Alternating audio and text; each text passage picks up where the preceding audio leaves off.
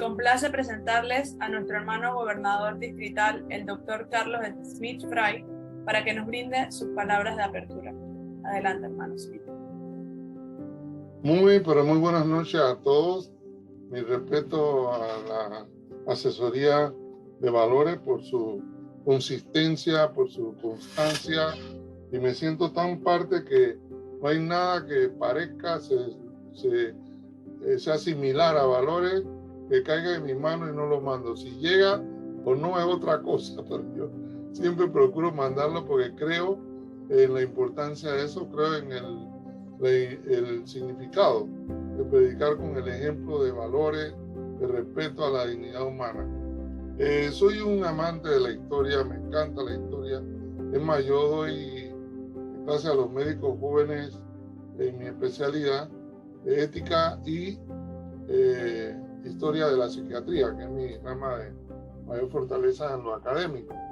Pero esta noche sí quiero decirle que el tema de historia, no de ahora, sino desde mi escuela secundaria, siempre tuve muy buenas calificaciones en esa área, me apasiona, me encanta. Teníamos una profesora que no solamente daba la historia, sino que la dramatizaba. Yo llegué a ver a Vasco Núñez de Balboa conquistando el Mar del Sur, y estábamos en el salón y no había diapositiva y no había láminas. Ok, voy para allá.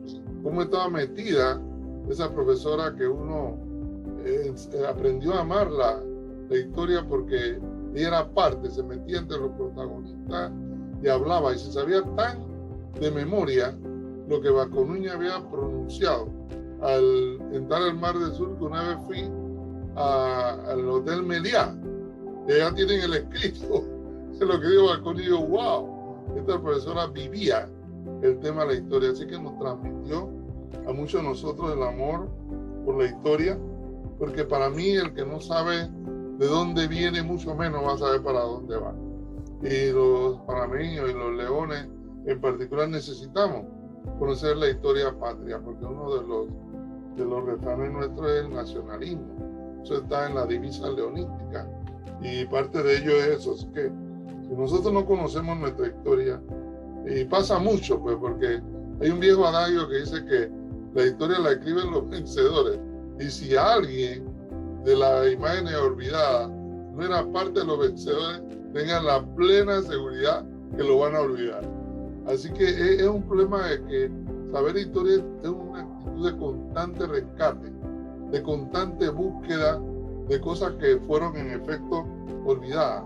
Así que espero que esta noche podamos disfrutar de una plática documentada de respaldo a esta propuesta que es actuaciones heroicas olvidadas por la historia panameña. Creo que estamos listos para disfrutarlo y gracias por la deferencia de mi condición de gobernador del distrito para con el selecto público que ha tomado la iniciativa de participar esta noche en este evento.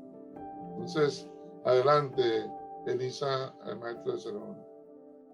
Muchas gracias, hermano León Gobernador Smith. La biografía del hermano León fundador Vladimir Berrío Lem estará a cargo de la hermana Leona fundadora Rosario Barrera, ambos del Club de Leones Panamá Virtual en Valores. Adelante, hermana Rosario. Hola, gracias, hermana Elisa, no hay problema, la gente me dice Rocío, me dice de todo. Ustedes ni quieren saber qué me dicen en inglés, pero bueno. Tengo hoy el gran honor de presentarles a una persona que para mí, a título personal, es excepcional. Y entonces nuestra hermana presidenta me pidió que fuera así como medio informal, pero es que hay cosas que uno no puede ser informal. Vladimir Berrío Lem es abogado. Él es el actual director de la Comisión Nacional de Símbolos Patrios, o sea que si él les dice que en el escudo hay algo que no está bien, es porque él sabe, ya, o sea, ahí no hay más discutir, no hay para más nada, es así, ya. Aparte de eso, acá ha escrito varios libros, uno de los cuales tiene que ver con la simbología de los escudos. Tuvo una charla que yo no fui, pero un amigo mío que sí fue, quedó totalmente impresionado con todo el conocimiento de Vladimir y todas las cosas que ahí fue aprendiendo, por lo cual estoy clarísima que esto va a ser una velada súper, súper entretenida. Entre otras cosas, ya les dije, Vladimir es abogado, él trabaja en el Ministerio de Gobierno, en la Dirección de Correos Nacionales. Aparte de todo, bueno, como a mí me gusta la historia y definitivamente así como nuestro gobernador, a mí me encanta la historia y bueno, la vez pasada Vladimir me dijo que yo era medieval, pero bueno, ¿qué le vamos a hacer?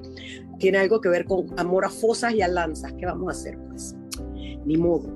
Entonces, él también ha actuado como guía turístico, de hecho ha sido profesor de guías turísticos y bueno, que él busca siempre la relación entre el turismo y la historia, porque la verdad es que eso le hace a la gente la historia mucho más entretenida. Y yo puedo decirles a título personal, lo escuché la primera vez hace un año en otro conversatorio y la verdad es que si a mí alguien en la escuela me hubiera enseñado historia de Panamá de esa manera, le hubiera puesto más atención en vez de a la historia mundial.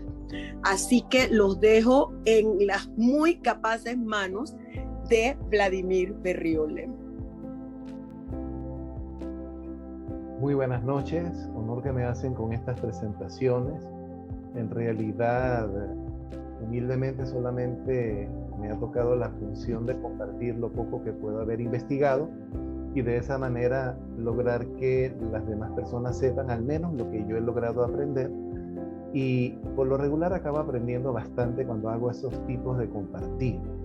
Para la noche de hoy tenemos una disertación muy específica, para lo cual, por supuesto, traje un telón visual que es una gran ayuda, una presentación. Efectivamente, en el pasado las personas no usaban eso, igual se daban a entender perfectamente bien, pero ya que la tenemos también la podemos emplear.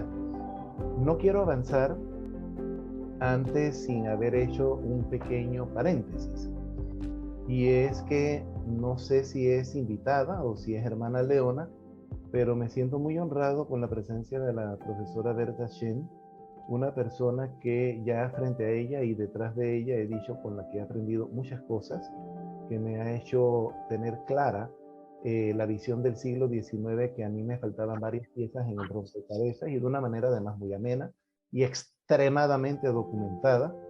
Es una dama del conocimiento con la que tengo en deuda mandarle una información que no le he olvidado. Estamos en el mes de la patria y esa parte me toca a mí bastante duro. Así que sin más preámbulos, voy a hacer compartir pantalla si me tienen la bondad y espero y confío que se porte bien como hace un momento, de tal manera que podamos avanzar poco a poco. Tengo la necesidad de preguntar si están viendo la primera diapositiva.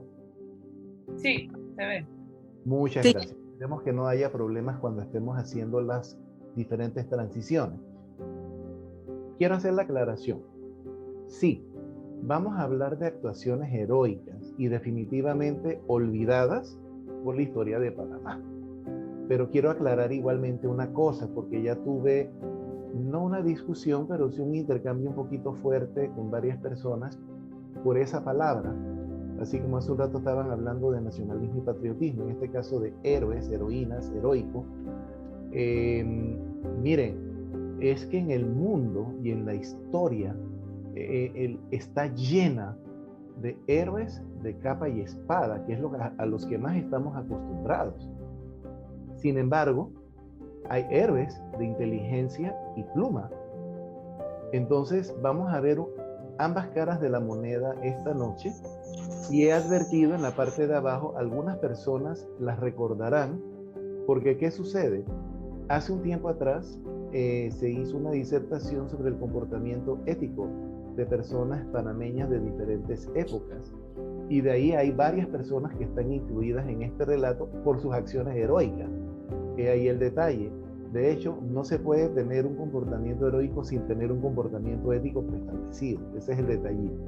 Así que vamos a empezar. Y confío que toda la tecnología funcione y vamos a dar paso a la primera diapositiva. De momento no hemos visto que se haya movido. No sé si esto quedará un poquito atrasado.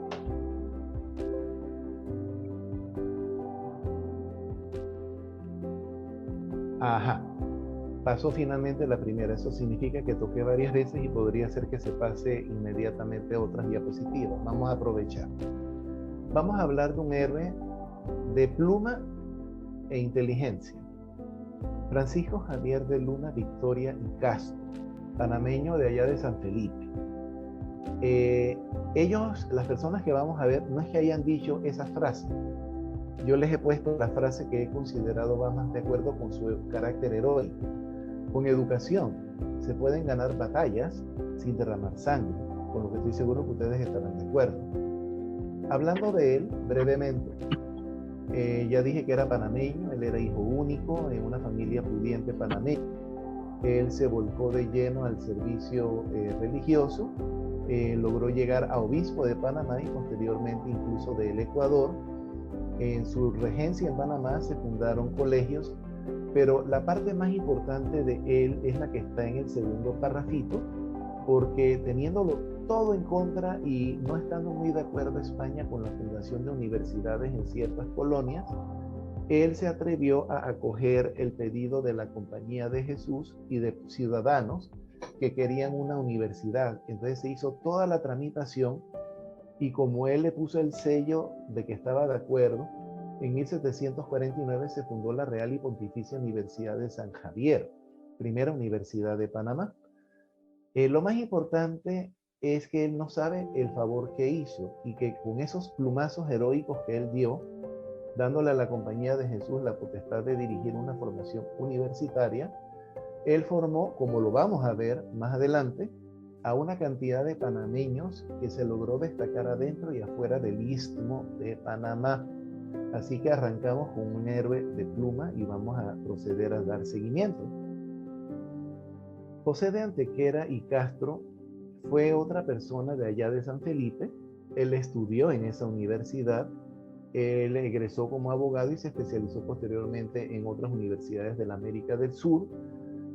Su comportamiento ético y su comportamiento profesional le hizo adquirir la orden de Caballero de Alcántara, que era una gran cosa, y fue designado oidor de la Real Audiencia de Charcas.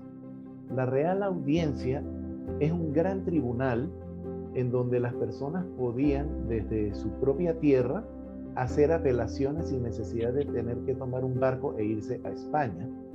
Entonces, habían 8 audiencias en América, una de ellas en Panamá, otra allá en Charcas, qué sé yo, América del Sur, y él fue allá. Detalle, yo estoy seguro que en su formación él nunca supo lo que iba a suceder. He colocado allí que él es considerado precursor de la independencia americana, no panameña, y a riesgo de su vida, que de hecho la perdió. Cuando él lo mandaron de Charcas al Paraguay, que había una especie de rebelión, que no reconocían las autoridades que habían constituido desde los virreinatos o desde la corona española, él se apersonó. Él era una persona muy justa, muy equitativa, escuchó los pareceres de las personas y después de ello él dijo las frases que iban a generar un tremendo revolcón. Revolcón es una palabra que significa un cambio de estado de cosas drástico. Él dijo básicamente que el pueblo puede darse las autoridades mejores para su crecimiento si las que ya estaban no lo hacían. Y ustedes comprenderán que en una colonia de España en el siglo XVIII decir eso era estar en contra de la autoridad del rey, o sea, traidor. Y cuando se enteraron de eso en Charcas y lo transmitieron a otros virreinatos como el de Perú, inmediatamente mandaron a un cuerpo del ejército para ir a apresarlo y a cesar lo que él no pudo cesar, que empezaba a llamarse los comuneros del Paraguay. Si lo buscan por internet lo van a encontrar. Entonces se desataron batallas cruentas donde murió mucha gente, hasta que él, cuando se enteró de ello, porque estaba en un lugar donde no tenía acceso a mucha información, él dice, no, vamos a parar, yo me voy a entregar, vamos a tratar de resolver esto como gente. Bueno, el asunto fue que lo encadenaron, lo llevaron por un paso atrás andino y en Lima lo pusieron en un calabozo. Y la actuación del virrey del Perú deja mucho que desear porque prácticamente demostró odio hacia la figura de este señor, ordenó que fuera linchado, pero cuando lo llevaban a la horca, el pueblo de Lima se sublevó porque sabía quién era él, cómo trataba a la gente, su juicio justo, equitativo, su comportamiento ético y lo que había pasado o seguía sucediendo con los comuneros del Paraguay. Pararon el carro del cadalso, intentaron sustraerlo. Los guardias del virreinato también entraron en acción. Lamentablemente en la contienda hubo balas locas perdidas y una le dio a nuestro panameño y falleció. Pero el asunto es ese. ¿Tuvo una formación familiar? Sí. Lo prepararon muy bien en la Universidad de San Javier y además mantuvo un criterio ético que le permitió darse a conocer y llegar a ser considerado precursor de la independencia en nuestro continente. De ese siglo XIX tenemos que irnos también con otra persona, otro chico de una familia pudiente. Él era el único varón y es Tomás de Herrera Pérez Dávila, Tomás Herrera que le llama la gente.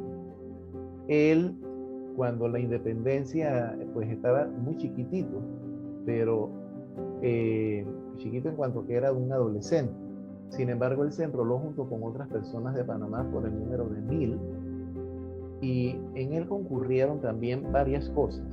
Él aprendió la carrera de las armas, tuvo una formación filosófica, histórica y ética en su familia muy fuerte, y de esa manera él, aunque peleó con la espada y con el fusil en Junín, en Ayacucho, en todas esas batallas gloriosas que finalmente determinaron la independencia de América, él fue conocido tanto para bien como para mal. En 1839 se desata la Guerra de los Supremos, la primera guerra civil colombiana, de las 6 que hubo cuando estuvimos unidos, y él en Panamá decide romper los lazos con Colombia y crea el Estado del Istmo, que a veces se nos olvida. El Estado del Istmo es considerado la primera república, tuvo constitución, tuvo leyes, se administró justicia, la cosa pública se hizo muy bien. Pero cuando terminó la guerra, Colombia le mandó un ultimátum de que ya que todo había sido resuelto, estaban esperando que Panamá volviera a unirse a Colombia, lo cual tuvo que verificarse porque ya se sabía, si no lo hacían, qué podía ocurrir por la fuerza de las armas. Pero quiero llamar la atención.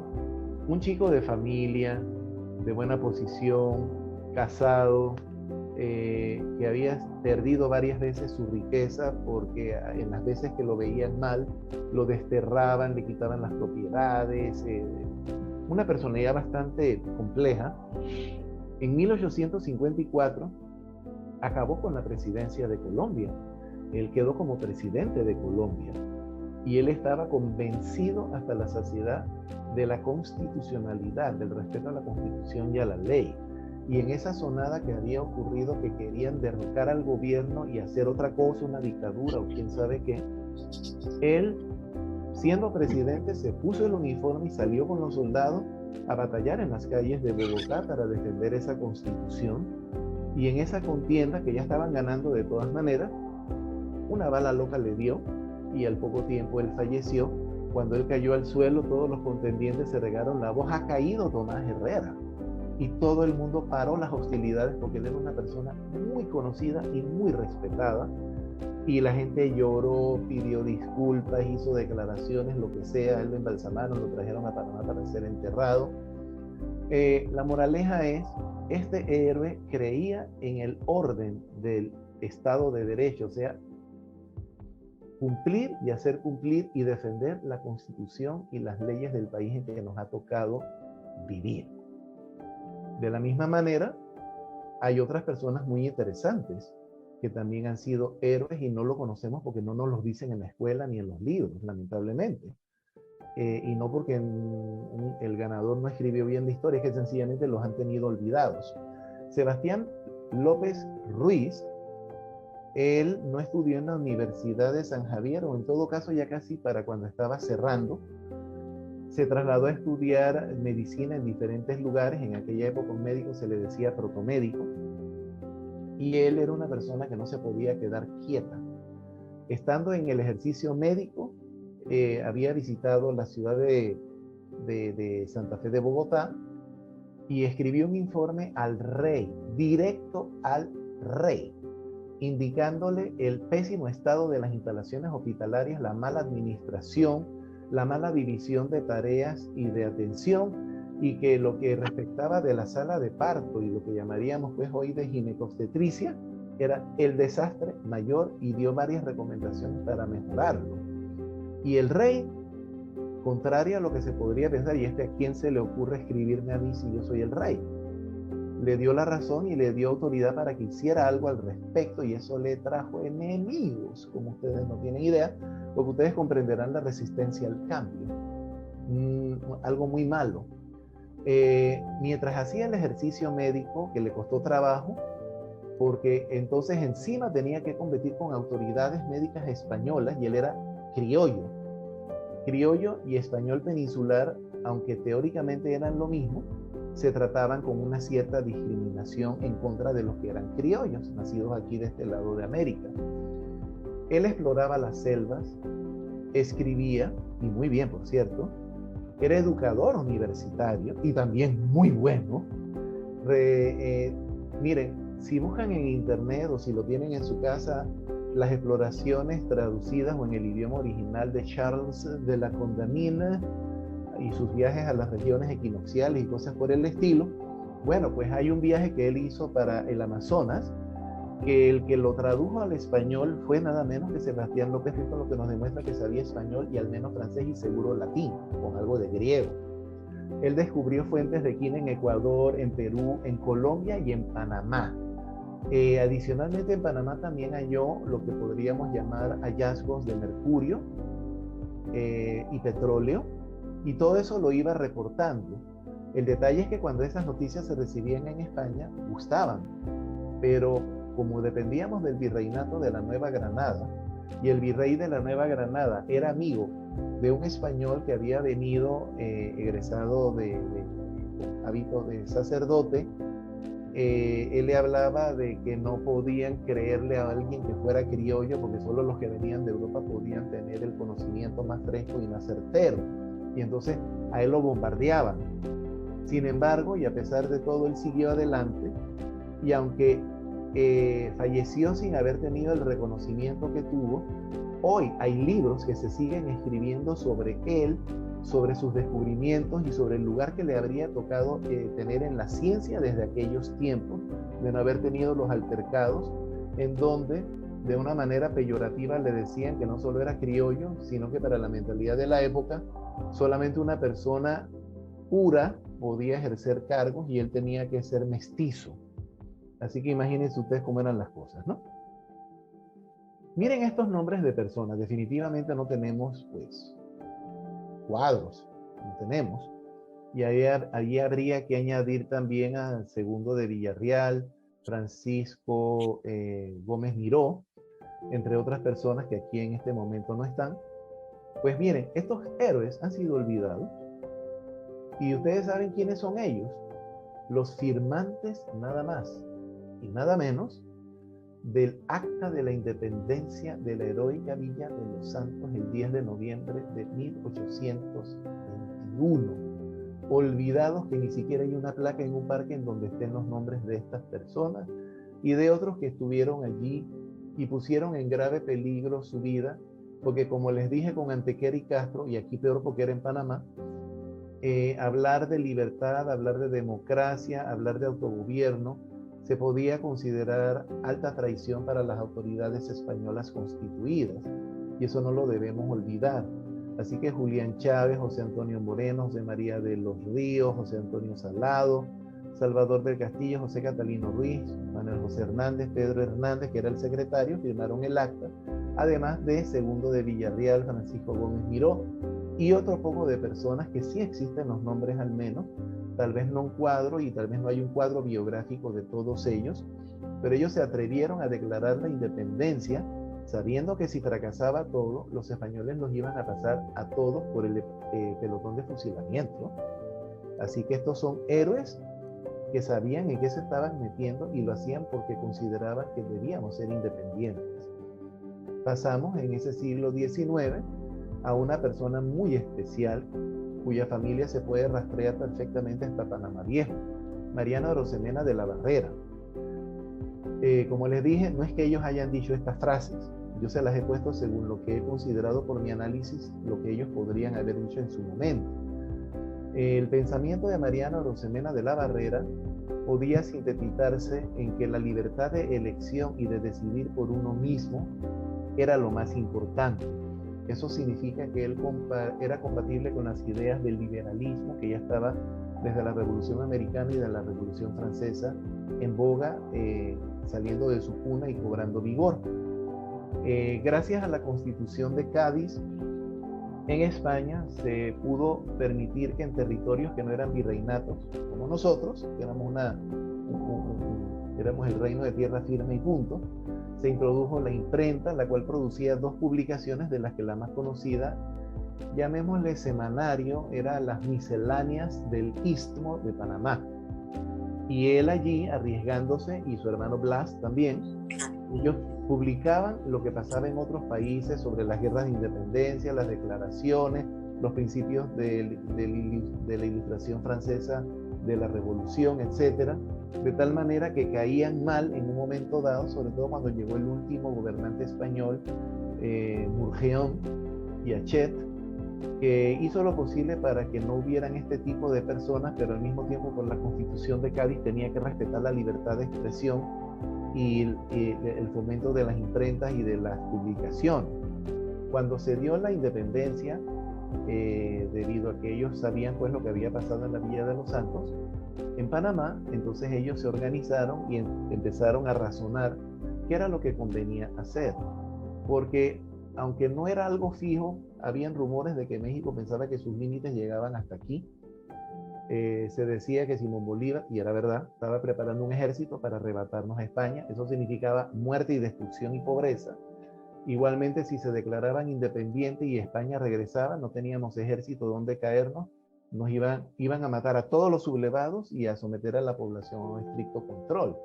Así que una de las cosas que hicieron los próceres de aquella época, tristemente olvidados, de milagro de él se habla, poquito, ni mucho, es que como sabían que la tropa le debían muchos meses de salario, 6 meses fácilmente, que los comercios locales les habían quitado el crédito, que andaban harapientos por allí, que entre ellos estaba el desánimo, cuando se declara la independencia, de la cual José de Fábrega, que estaba a cargo de estos soldados, que estuvo del lado de Panamá, se les ofreció que si no se sentían conformes con esta independencia, a pesar de que estaba demostrado de que su rey estaba lejos y no se preocupaba por ellos, si se querían ir, ellos estaban dispuestos a pagarles parte de esos salarios caídos para que tomaran un barco, algo de ropa, alimentos y se fueran a donde quisieran. Y si se querían quedar, empezaran una nueva vida pagando algunas deudas y que no perdieran entonces el cariño que pudieran haber desarrollado en Panamá. Cuando Tomás Herrera hizo el Estado del Istmo en 1840, Mariano Arosemena fue nada menos que el secretario de Asuntos Internacionales, o sea, ministro de Estado. Pero a veces uno habla de Justo Arosemena y como dicen aquí vulgarmente, antes del lunes fue domingo, se nos olvida quién fue el papá de Justo Arosemena, pues Mariano Arosemena de la Barrera. Así que tal hijo de tal padre que le inculcó valores, equilibrio, modestia, virtud, cumplimiento y sed de estudiar. Todavía no se sabe cómo, pero Justo Arosemena hablaba perfectamente inglés de Inglaterra, además de español, y como estudió Derecho debía hablar latín. Así que tenemos que dar paso a otra diapositiva en donde estamos viendo también una serie de nombres, porque de ellos, José de Fábrega, José Higinio, José Hurtado. Qué tristeza, déjenme decirle que yo creo que hasta ahí creo que existen cuadros. ¿Sí? Ah, bueno, está Mariano Arosemena, sí, él tenía también un cuadrito, al menos. 4 personas de esa lista que está allí son los firmantes del Acta de Independencia del 28 de noviembre de 1821. Entonces, qué triste, de todo ese poco de personas conocemos, como dije, a José de Fábrega porque era el jefe político y militar del Istmo y era una persona tan respetable que lo eligieron para que siguiera gobernando. José Higinio, obispo de Panamá, que él acuerpó la independencia. A ver, a Mariano Arosemena, porque él estaba dentro de los próceres que estaba detrás de la independencia y que se llevara a cabo. Entonces, esas personas las escuchamos mencionar, y a Manuel José Hurtado, padre de la educación, pero más mal, qué cosa más triste.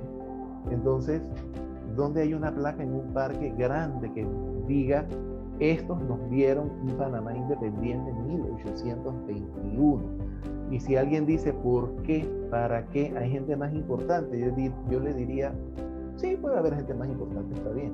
Pero tú estás juzgando hoy lo que pasó hace 200 años. Tú no estás en los zapatos de esa gente.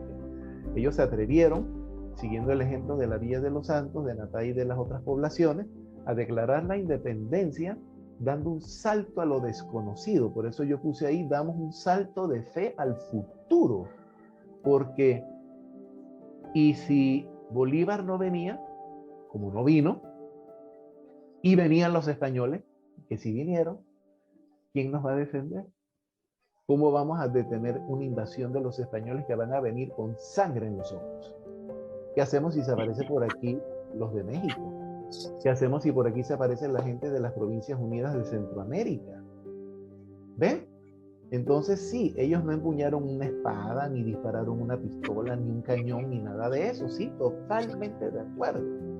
Ellos pusieron en peligro su vida, su hacienda y la de su familia. Eso es más que suficiente. Y lo lograron. Y gracias a una publicación de la Gaceta del Gobierno Independiente de Panamá, que en Panamá lamentablemente parece que no existe ni un solo ejemplar, ahí se narra lo que pasó en esos meses que pasaron desde la declaración de independencia hasta que llegaron finalmente los colombianos en marzo, finales de abril, a Panamá, en los tratados que tuvieron que firmar con los españoles que habían llegado en fragatas de guerra, cómo lograron mantener la independencia sin dinero, sin soldados y sin armas. O sea, discúlpenme, ¿qué comía esa gente? Hace falta comer lo mismo que comía esa gente, ¿eh? Esa gente no fue a la universidad. Esa gente tenía una primaria muy básica, pero parece que tenían una formación en la familia rica en valores que los hace difíciles de superar incluso hoy en día. Siguiendo, pues obviamente tenemos que llegar a don Justo Arosemena Quesada. Él es una persona tan amplia que es demasiado lo que tendría que decir si no lo voy a hacer hoy. En mi concepto, debido al nombre que se le da a él, pienso que su idea en la mente era: no hay país sin sentimientos nacionales. Y lo digo porque él es el que se considera constructor de la nacionalidad panameña, así como a Belisario Porras se le considera el constructor de la república. Dos cosas muy diferentes. Miren entonces, este joven que hablaba fácilmente español, latín, inglés, una facilidad para escribir, un orador impresionante, ejerció cargos públicos en Panamá, en Colombia, ejerció abogacía en Colombia, en Ecuador, en Perú, en Chile. Y en Chile tenían un alto concepto de él, que cuando él llegó al doctorado, dijeron los profesores: ¿a qué ha venido Justo Arosemena a Chile? Si nosotros somos los que estamos aquí para aprender de él, imagínense ustedes. Y él fue al doctorado y allá decían que él era el que les iba a enseñar a ellos, porque él ya había publicado muchos libros, había escrito las constituciones de varios países americanos, tenía una vocación hispanoamericanista por el estilo de la de Simón Bolívar, tenía las mismas desconfianzas que él. En fin, hizo lo posible para continuar el legado de Bolívar. Las situaciones, como siempre, no lo permitieron. Es más, les comento, cuando estuvo en Inglaterra, se dio el lujo, ante el escándalo inglés, de escribir en inglés, vuelvo y repito, de Inglaterra, un tratado, o sea, no 10 páginas, un tratado analizando y criticando la institución del divorcio en Inglaterra. Imagínense ustedes eso. Y en Estados Unidos también publicó y ejerció la abogacía. Yo no sé cómo se hacía en esa época, que hoy en día no se puede, pero bueno, lo hizo.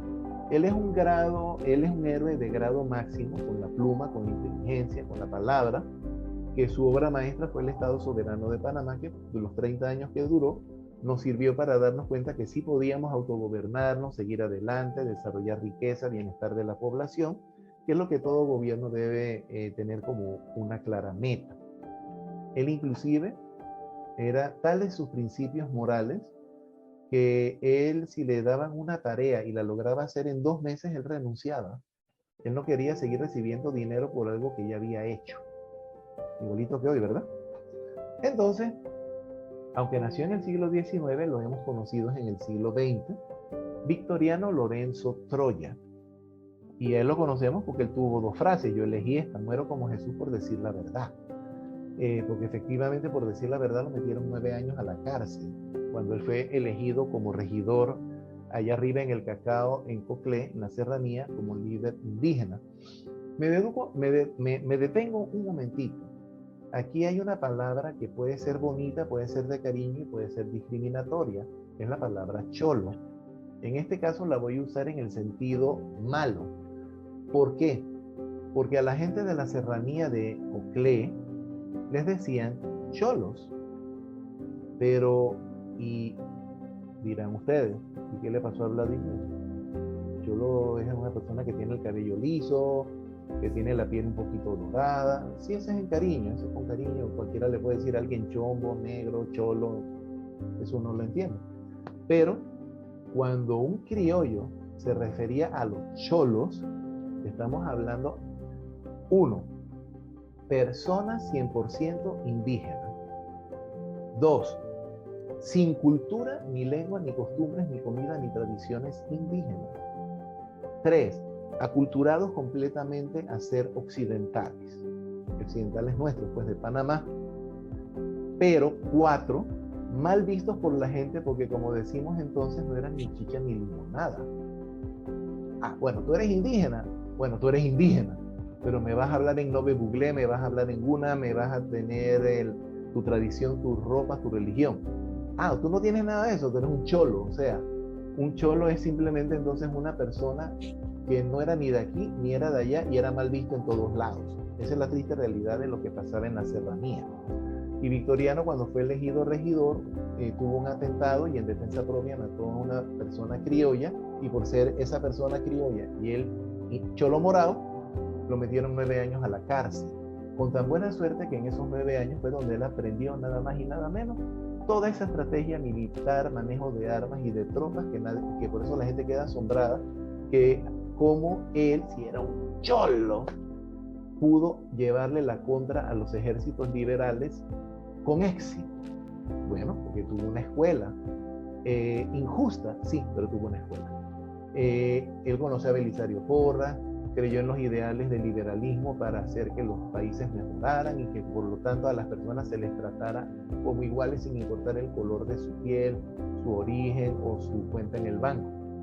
Ya sabemos que pues eso no resultó, la guerra de los 1000 días terminó, él se sintió traicionado, no devolvió las armas, se le mandó a capturar, se le trajo aquí a Panamá en la Navidad de ese año de 1902, y como nadie le quería poner la mano encima, pero los conservadores en Colombia querían que él muriera porque sabían de lo que era capaz y que en Panamá no lo iban a poder controlar, mandaron a un militar que sin asco armó un juicio abreviado, verbal, una corte marcial, allá en el cuartel de Chiriquí, en la plaza que llamamos hoy en día de Francia.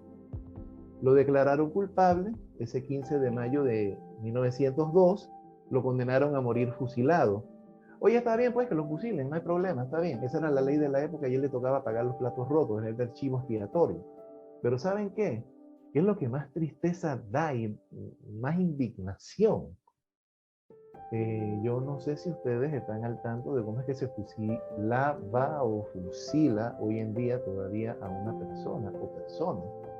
Si es una cosa correcta, por más que a nosotros no nos agrade decir que es correcto matar a alguien, así sea en derecho, pues a la persona se le llevaba a un patio y se llamaba un pelotón de 6, 8, 10 o 12 personas con armas, pero de esas personas solamente una tenía bala y las demás personas tenían salva, de tal manera que cuando disparaban a todos les sonaba igual y lo sentían igual en la mano, veían morir a la persona delante de ellos, pero nadie sabía de quién era la bala, para que no tuvieran cargos de conciencia. ¿Saben qué hicieron con el cholo? Fue un pelotón de 12 personas. Y desde la primera descarga, los dos se tenían bala. Y lo dejaron malherido y no lo mataron. Y le volvieron a disparar 12 veces más, 12 hombres más. Y por si acaso, le dieron una tercera raza. 36 perforaciones tenía ese señor en su cuerpo. Por decir la verdad, trato indiscriminado contra los indígenas, humillaciones, violaciones a los derechos humanos, desposesión de la tierra, no negarles el derecho a educarse y de hecho llegar hasta las poblaciones que eran quenianas. Así que él murió por lo que creía y murió diciendo, mira cómo que es reformer. Así que entonces llegamos así a 1903 y aquí hay una injusticia tan grande, porque aquí hay un comportamiento heroico y también moral que se puede determinar, creo, en una patria sola y única, que no dependa de otros. ¿Y saben a qué me refiero? Cuando se declaró a las 6:30 de la tarde la separación de Panamá de Colombia, estaba ya atardeciendo, se le pidió a un héroe de la Guerra de los 1000 días, Domingo Díaz, muy respetado, una solvencia moral impresionante, que como no sabían qué hacer y nosotros no teníamos ejército ni armas, igual que en 1821, porque Esteban Huerta se pasó al bando panameño, pero si la tropa no quería seguirlo iba a haber un lío, que él fuera a la plaza de Santa Ana y viera quiénes se le querían unir, que anunciara que acabábamos de declarar la separación y quiénes estarían dispuestos, si era necesario, a tener un arma en la mano y sostener esa separación, en donde íbamos a reasumir la soberanía que le habíamos delegado a Colombia. Y déjenme decirle que en menos de 2 horas, Domingo Díaz tenía a su alrededor 1000 hombres que no había armas para darles, listos para entrar en acción si era necesario. Esos son los soldados de la independencia con los que hemos sido lo más ingrato de este planeta. Personas de pueblo que caminaban en la calle tranquilos, que vendía algún periódico, que eran carniceros, alguno habrá sido educador, maestro, algunos habrán sido artesanos, comerciantes. O sea, ahí estaba la sociedad panameña representada en esos 1000 hombres. Qué lástima. A ellos, pocos obtuvieron una pensión vitalicia porque estuvieron a la orden de la patria y como reservistas y no se les hizo justicia. Qué tristeza, ni siquiera están en los libros de texto, que es lo más triste y lo más ofensivo que puede haber. Ellos estuvieron dispuestos a ofrendar la vida por la patria. ¿Y cómo los hemos tratado? Tenemos que llegar al siglo XX, no voy a sacar todo el siglo XX, ya estoy por terminar de hecho. Ocurre que por los intereses de las compañías fruteras que había en Costa Rica, venidas de Estados Unidos, igual que las había aquí, en Bocas del Toro, pues la región de Coto, la verdad, no estaba muy bien administrada por Panamá. No llegaba ni siquiera a la línea del telégrafo. Era nominalmente panameño. Había un fallo, un laudo habitual que decía cuál era la frontera entre Costa Rica y Panamá, no se obedeció. Se quería que hubiera una interpretación, la hubo, la dio el magistrado presidente de la Corte Suprema de Estados Unidos, a quien Costa Rica y Panamá concurrieron pensando que iba a ser la persona correcta para interpretar de un punto al Pacífico como era la frontera. Lamentablemente ese señor, apellido White, por eso su sentencia se le llamó el fallo White, él no interpretó de ahí para abajo. Él cogió el tratado, los límites, y él determinó una nueva frontera con la que Panamá no estaba de acuerdo. Entonces, eso se llamó el status quo. Ahí dice eso, pero yo no lo voy a hacer. Los ticos invadieron entonces Pueblo Nuevo de Coto, en su momento también parte de Almirante, y cuando eso se supo en Panamá era presidente Belisario Porras. Se armaron, como estaba fresca todavía la guerra de los 1000 días, habían personas que sabían hacer uso de las armas, eran veteranos, creían que este era su país, Panamá, y que tenía que defenderse en caso tal, Es más, les cuento, habían colombianos, ecuatorianos y peruanos que se metieron también porque ellos decían, si estamos aquí, defendemos aquí también, porque nosotros estamos aquí, nuestras familias están aquí. Qué lindo. Y se empezó a batallar allá, y en Panamá se crearon 4 batallones de refuerzo de estudiantes de colegios secundarios, de los poquitos que habían en esa época: el Instituto Nacional, La Salle, el Artes y Oficios. No estamos seguros si la Escuela Metodista, que es el Instituto Panamericano, o si había otra. Y ellos estaban recibiendo entrenamiento militar para saber usar armas de 17 años y embarcarse en un barco por el Pacífico y por el Atlántico, ir al escenario de la batalla y combatir también por la patria en refuerzo de los otros que no eran jovencitos. La guerra terminó antes de que esos jóvenes pudieran tomar el barco e irse. Sin embargo, quedó también el recuerdo de ellos, representados ya al presente. Solamente queda uno de esos batallones, el batallón primero del Istmo del Instituto Nacional, ya no existe. El del Colegio de Artes y Oficios, que era el tercero, ya no existe. El cuarto, que no estamos seguros si era de la Escuela Metodista, no existe.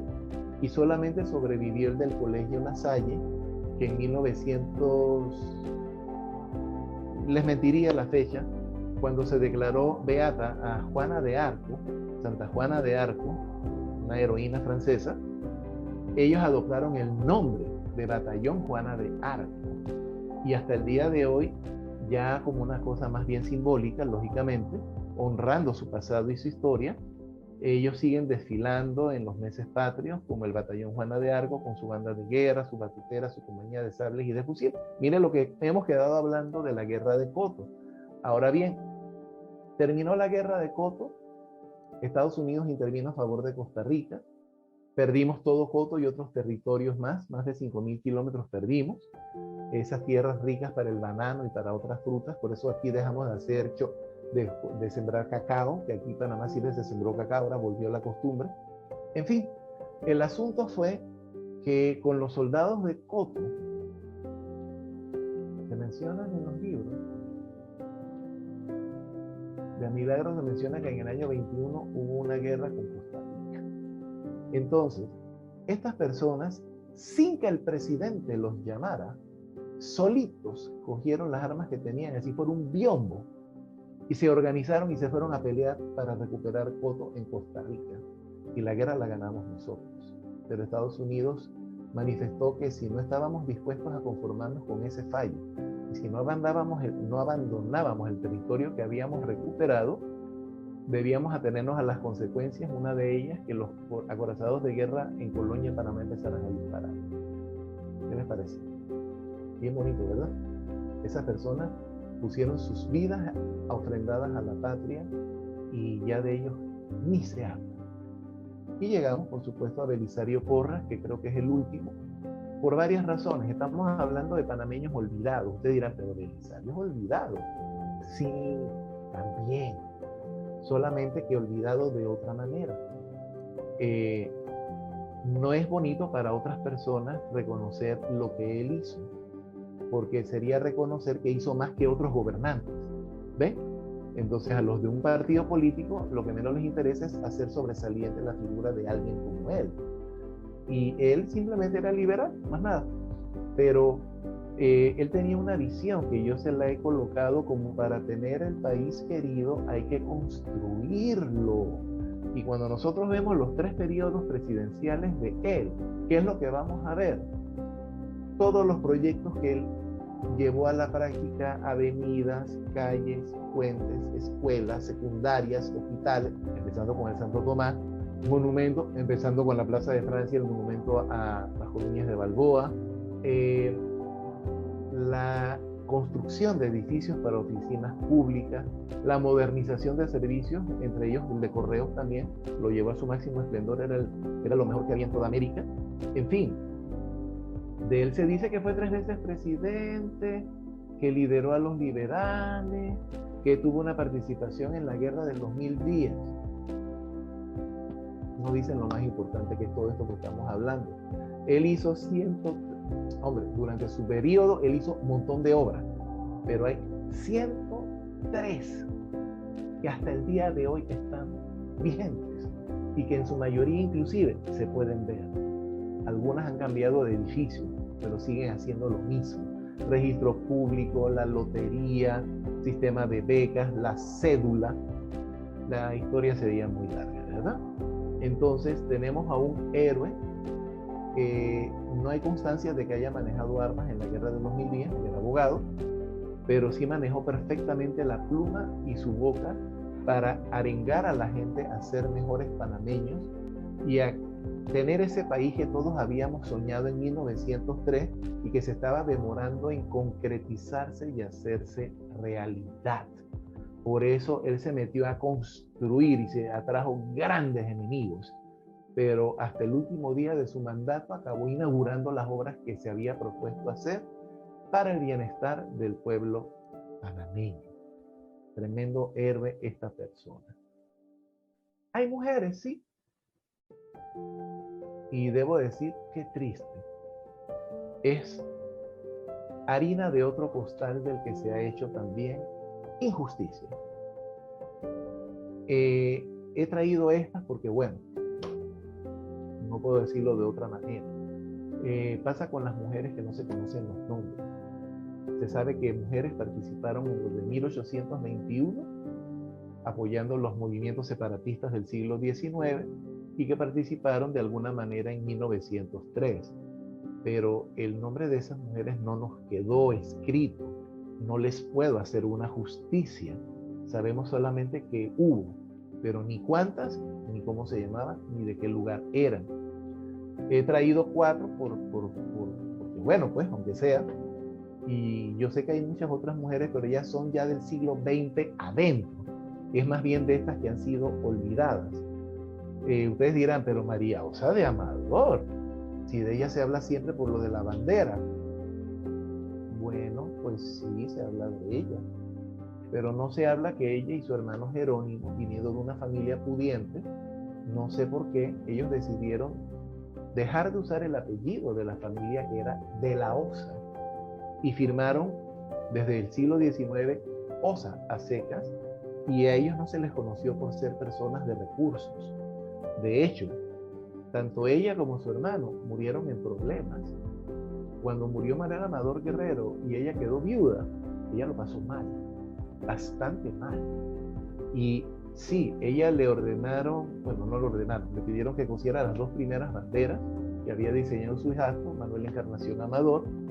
Qué bonito que ella, cuando escuchó que estaban gritando viva la República de Panamá esa noche del 3 de noviembre, ella se atrevió y sacó una de esas banderas que eran grandes y la puso en su balcón y se quedó así escondidita a ver qué pasaba cuando la gente pasara y las viera.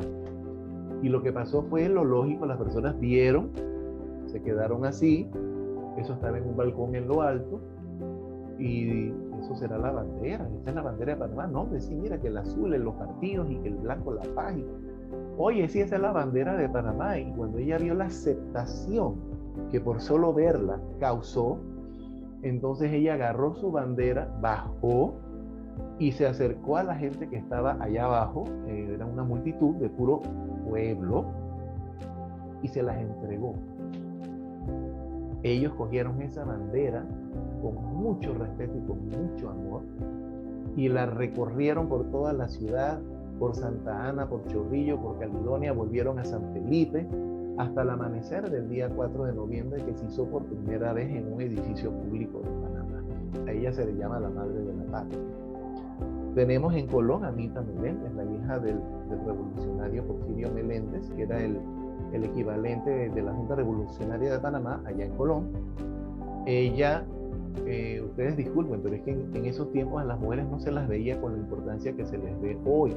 No tenían la preparación que tienen hoy. Por lo tanto, en aquellos tiempos que una mujer estuviera yendo de un lugar a otro no se le prestaba atención, y Porfirio Meléndez aprovechó a ella, su propia hija, que era una adolescente, no sé, 15, 16 años, y ella era la que llevaba los mensajes de los revolucionarios de Colón a Panamá y a la estación del ferrocarril, que estaban intentando que no pasara la tropa colombiana que había llegado para evitar la separación, y se logró.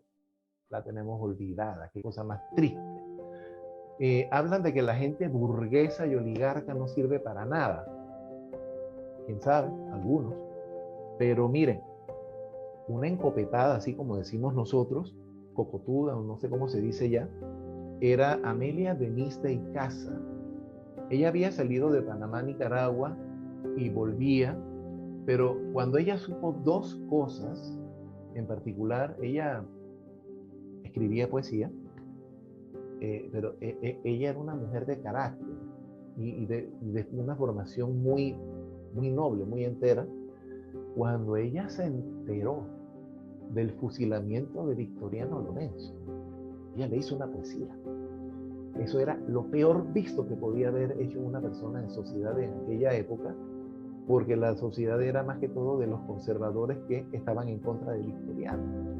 Y después, cuando supo que habían cerrado el paso de los panameños para subir al Cerro Ancón a hacer lo que les diera la gana, así sea volar cometas, ella escribió esa memorable poesía de Al Cerro Ancón.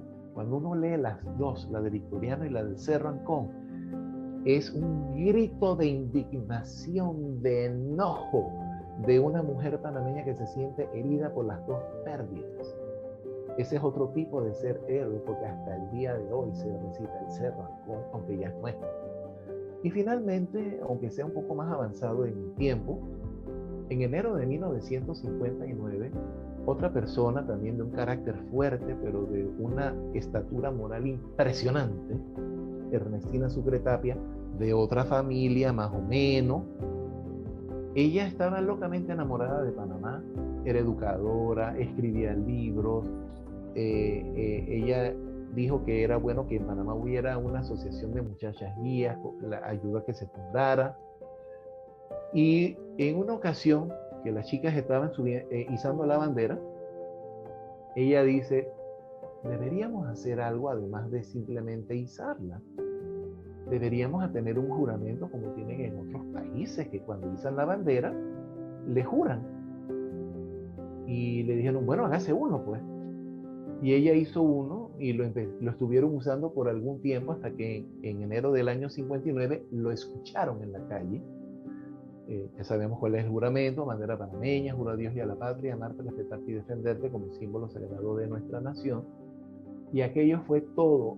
Hubo un tremendo movimiento, hubo gente que se fue a la Asamblea Nacional, dijeron que habían hecho este juramento a la bandera, que lo había hecho fulanita, eso fue un escándalo, y se aprobó la ley del juramento a la bandera, llevada a cabo por esta tremenda mujer panameña.